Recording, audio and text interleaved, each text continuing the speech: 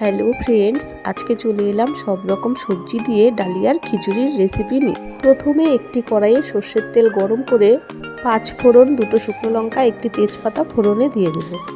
এবার ওই তেলে মুগ ডাল দিয়ে ভেজে নিয়ে জল দিয়ে দেব। লবণ আর 4টি কাঁচা লঙ্কাও এখানে দিয়ে দেব। এবার এখানে কেটে ধুয়ে রাখা সবজিগুলো দিয়ে দেব।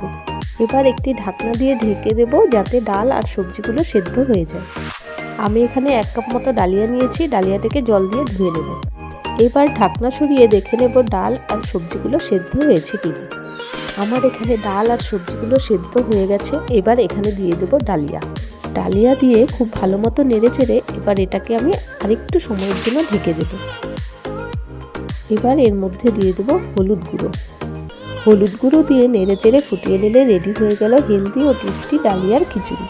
যারা ডায়েট করছে তাদের জন্য এটা খুবই উপকারী একটি রেসিপি। Thank you.